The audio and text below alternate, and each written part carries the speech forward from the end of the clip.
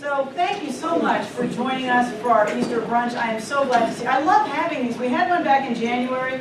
This is our second. We're going to do them again because they are way fun. They're a good way to get together and have community and celebrate and just enjoy each other's company and start our week in a renewing and a refreshing way. But thank you so much for coming. So today is Easter Sunday. All over the world, Christians everywhere are proclaiming the miracle of the risen Christ. Today, many celebrate what they believe was a physical resurrection, which they regard as the ultimate proof that Jesus was indeed the Son of God, the only Son of God, sent to save us from our sins. By his death on the cross, he redeemed all of us to new life as the living sacrifice for the sins of the world. For Christians the world over, today is truly a celebration of that good news. I mean, I don't know about you, but I remember growing up, I grew up as an Episcopal, and every Easter we would sing, Christ the Lord is risen today. Show of hands, who knows that song? Who could sing the whole darn thing right now? Okay, I rest my case. So, the resurrection story, the joy of renewal is in our DNA. It's just part of us. We carry it with us now, and we will carry it with us always. The question is, what do we make of it today? For many Christians, the meaning of this day does not stop with the story I just gave you, with the recitation I just gave you. The Easter story for many is an invitation to participate in that transformation, that resurrection into new form and new life. It's not just a moment to listen. It's a moment to step into what is happening. Step into the story yourself. Remember last week we talked about the Passover? And we said that the commemoration of the story of the Jews' transit out of exile through the wilderness and into the promised land is not retold every year just so people remember it. It's not just a nice story that we retell. It's retold so that it may be relived, so that it may be refelt, re-internalized, and re-expressed, so that it may play a real and profound part in our own unfolding spiritual journeys of transformation and our own awakening. The same is true for the message and the story of Easter. We can have the same experience now.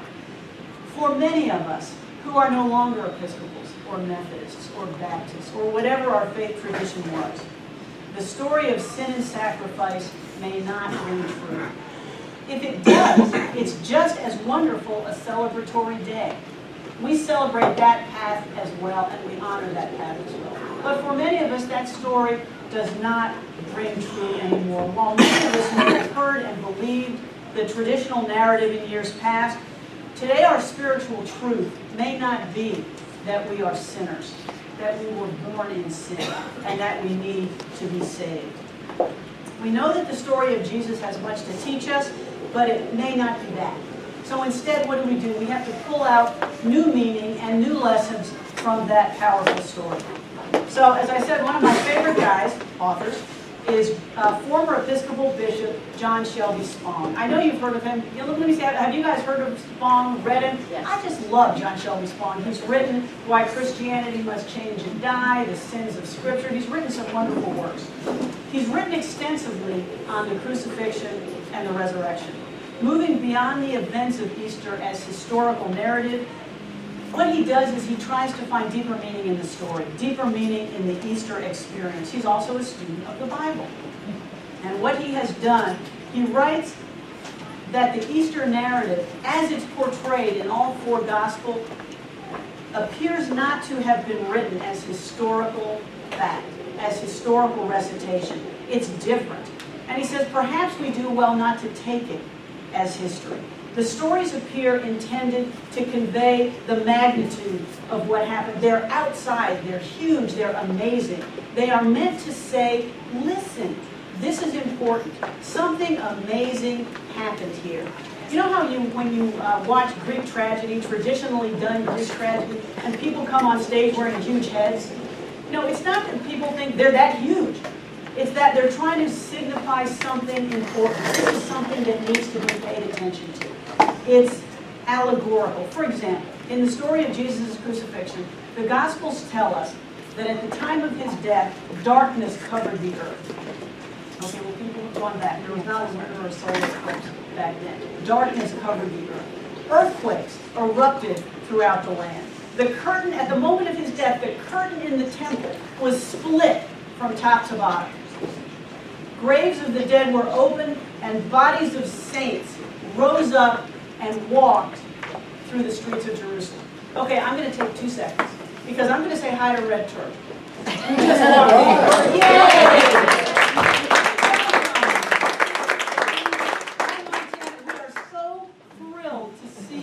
Yay! Yes. Please take a seat. Get some food. Montana, bless you, Red Turtle. We are so glad you're here. I'm glad. Sorry we're late. You're not late. It's like it says in court, it ain't 2 o'clock till the judge says so. We are glad you're here. Please get some food. We're going to have you up here soon. Okay. Outsize events. Allegorical events that signify to us that something key was happening. These momentous recitations, probably, likely, perhaps, were not meant as historical fact. Were not intended to be read as historical fact. In the culture of that time, in the context of that time, people were saying, wow, an amazing, life-changing, game-changing thing happened. The same is true with biblical stories of the resurrection. If you look at the stories of the resurrection through the Bible, through the gospel, Bishop Spong points out that the stories of the risen Jesus change over time. They become increasingly embellished as the gospels are written, as new gospels are written. Paul's writings, as we know, were done first. Paul's writings precede any of the gospel writings. Paul does not contain any indication of the risen Christ. He does not contain a resurrection story. However, by the time you get to John, which is the last gospel written about 95 to 100 years after the event, it's gone wild. There are 2 angels in the tomb. Jesus is physically re-embodied. He walks, he talks, he interacts with people. Thomas can touch him. That's in the Gospel of John. In Luke, he eats. He says, do you have fish? And he eats it. The story grows over time. There's good reason to think that these events are dramatized and magnified over time. Even if we don't accept these events as literal, does this story of trial, pain, and death and resurrection have any meaning for us today? Yes, it does. And that's one of my goals here at One World, is just to take a look at these scriptures, including the Christian scriptures, and take from them what meaning they have to us, to me, and let you find what meaning they may have to you. There's so much willingness sometimes to just kind of throw out the baby with the bathwater. You know, I'm not going to take it literally, so forget the whole thing. We are missing so much when we do that. There is such a richness of metaphor and symbolism and inspiration and allegory that we really do need to pay attention. Through the story of the crucifixion and the resurrection, we can experience again, we can live it again, that new life, that transformed life, arisen out of loss. We realize that death is never the last word. That's the message. Even though it happens, it is never the last word. Life and hope and love will always triumph. On Easter, through this story, we relive the power and truth of resurrection and transformation, and we can carry away its meaning into our own lives. Christian teacher and mystic Richard Rohr teaches that we miss the meaning of resurrection if we limit it to one man, one miracle. That's a wonderful story, but there may be things we miss if we limit it to that. He wrote that in the resurrection story, Jesus is revealing the miracle and naming the miracle that is available all the time. Every day, to each of us, all the time. That miracle is new life, transformed life of the Spirit for those who are willing to open up into their own connection with God, with Spirit, by whatever name you call that power. Jesus is not participating in a miracle meant only for him. He is making a statement about how reality works, about how relationships work for all of us. Jesus said the kingdom of God is within us.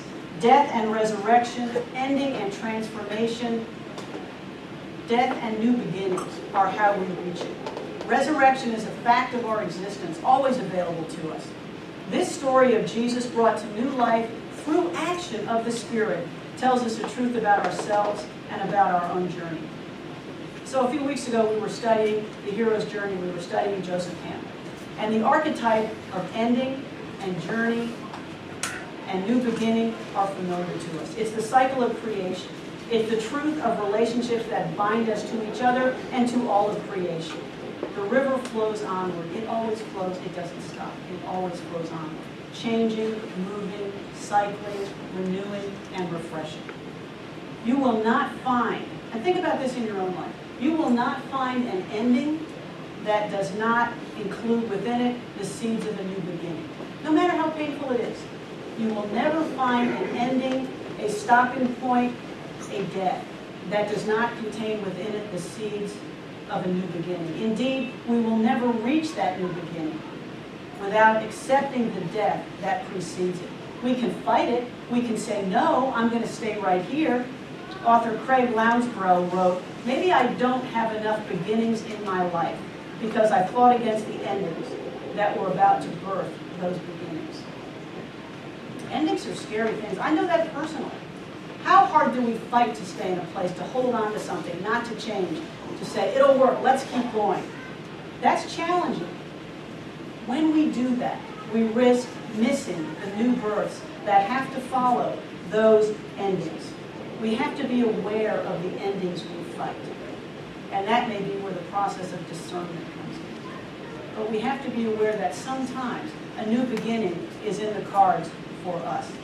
Megan McKenna, the prolific and profound Catholic writer, saw it this way when she was leading a Bible study several years ago. She shared the following vignette from her book, Not Counting Women and Children, Neglected Stories from the Bible. Okay. She said, once in a parish mission, when I was studying the scripture, Luke 7, 11 through 17, it was about Jesus raising a young man from the dead. With a large group, somebody called out harshly, have you ever brought someone back from the dead? Now, there's a question. She had been saying that life happens when we are interrupted, and that some of the most powerful acts of resurrection happen to the least likely people. That we are the people of resurrection and hope, called to live passionately and compassionately with others, to defy death, to forgive, and to bring others back into the community, to do something, she wrote, that is life-giving, that fights death and needless suffering. That's what we're to do. That is being people of the resurrection. And then this voice comes from the back of the church. Have you ever brought someone back from the dead? Her response was yes. And she went on to say, every time I bring hope into a situation, every time I bring joy that shatters despair, every time I forgive others and give them back dignity and the possibility of a future with me and others in the community, every time I listen to others and affirm them and their life, every time I speak the truth in public, every time I confront injustice, yes, I bring people back from the dead. Those are resurrection moments. Every time we hold out a hand, we drive a Meals on Wheels, we lift people up, we listen to somebody who's alone, we care about each other. Those are moments of hope and renewal and change out of despair and pain and loss. Resurrection is the power of Spirit with us to make all things new, to see all things new. It's the story of growth and healing that happens through the action of Spirit of God in our lives. Resurrection moments, for all of us, are those in which we see new and different life arising from a place where previously we saw death and pain and loss. Look at the Easter story itself. It's a wonderful metaphor for that journey. So what happens on Friday? We get the death of Jesus. Oh my God. Victorious entry into Jerusalem. People think he's the Messiah, the King of the Jews. He's going to give an earthly kingdom, is going to drive out the Romans. Oh, guess what happens? Then we would say none of that. Instead, he is crucified and killed as a common criminal. despair, loss, humiliation, and death.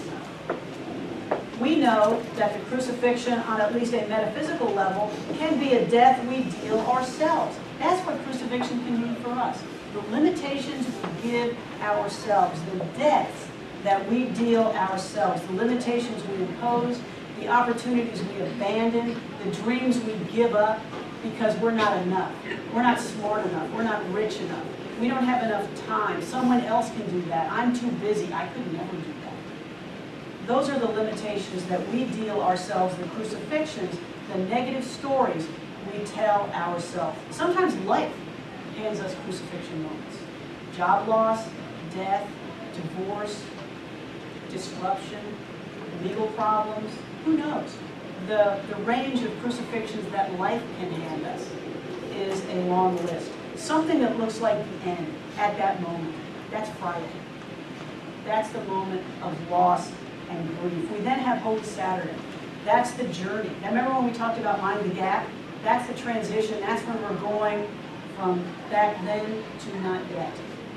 That's when we transition through grief, when we adjust, when we question, when we can't even take a step because we don't know what that next step is going to be. We're just sitting there hurt, unsure, and not knowing what to do next. It's a transition time. From a metaphysical perspective, the tomb is not a place of death, but it's a place of resting and higher consciousness. Isn't that comforting? It's a place where we move into the consciousness of what's next. We start heading toward not yet. We prepare for transformation into a greater understanding of our oneness with God. And then what happens? We have Sunday. We have Easter. We have today. A time of rebirth into new forms and new life. And keep in mind, when we talk about transformation, transformation is a profoundly creative thing. It's not the same as transition. It's not the same as just getting up and changing your clothes. It's a new form. It's a new life. It's a new you. You are renamed. Your consciousness is different. Your understanding is different. Your approach of how we communicate with each other, how we see ourselves in relationship to each other, the eyes that we look through become eyes of the divine. That is growing in awareness with God. That is being transformed, being given new eyes to see the world through the awareness of our unity with God. That is not just simply a small change. What we do is, in our own hearts, in our own consciousness, we roll away that metaphysical stone. We roll away whatever stuff we have that keeps us from the God presence within, because it's there. When it doesn't shine, it's because we get in our own way. Easter is an invitation for us to roll away that stone, to let that light shine out. Author Marshall Alverson writes, "The Easter message, living in an awareness of the Christ potential, should not be limited to one day. The transformational power that is inside all of us is cause for a lifetime of celebrations. Easter is not simply a play to be acted out. It is, in essence, an experience that must be lived every day. Transformation, new life, new vision is an experience that we are invited to every day. All things are made new when we step into our own God presence, which we carry with us always, or as it is sometimes called, our Christ consciousness."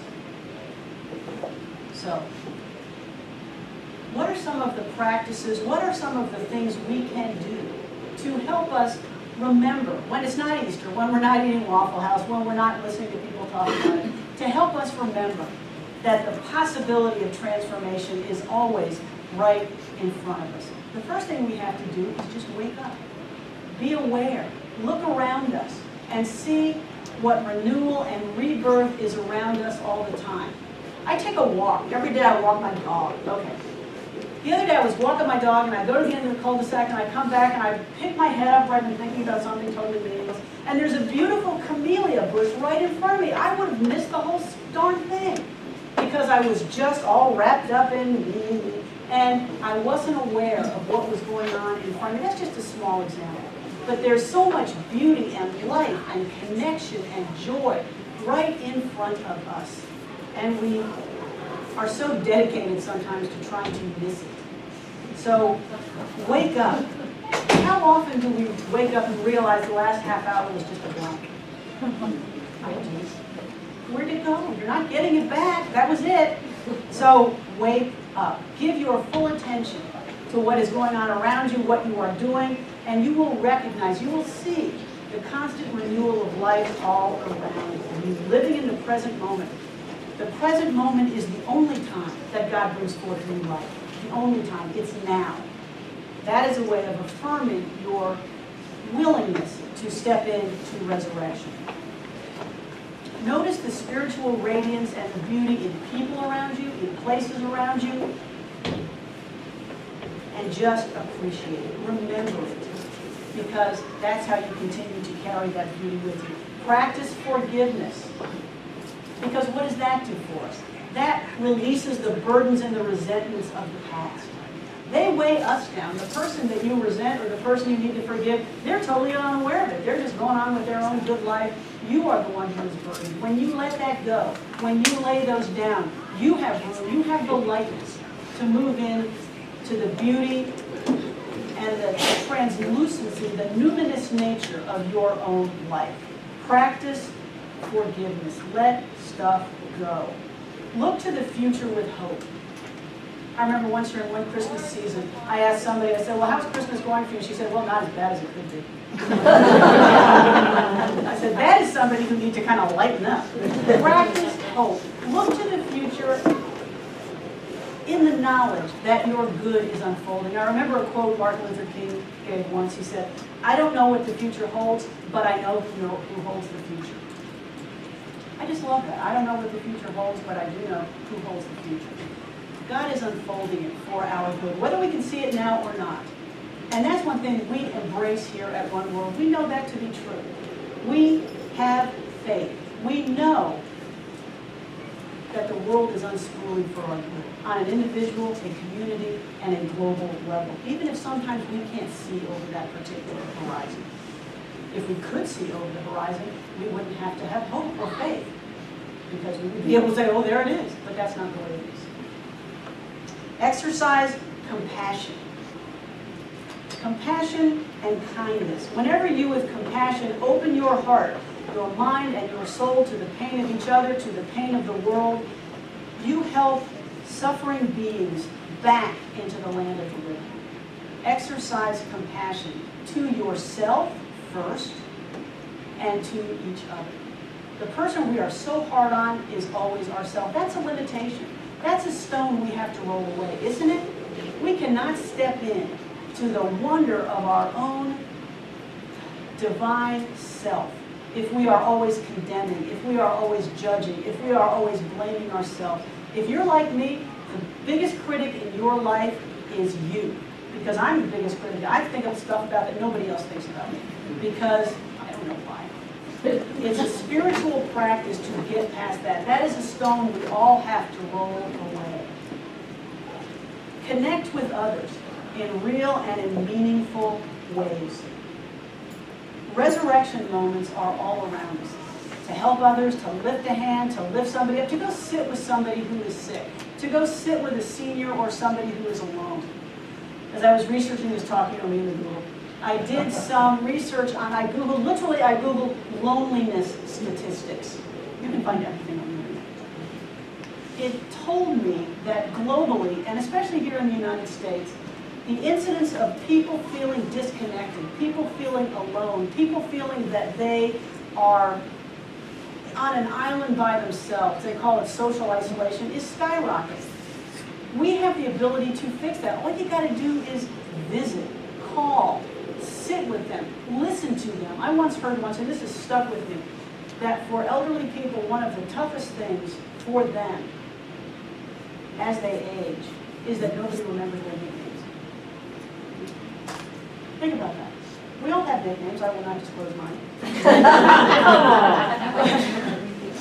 But when you age and folks around you are gone, Nobody remembers your big name. We have to reach out our hands and our hearts to people who are isolated and who are alone. We have to connect. We are a people made for community. We are wired for community.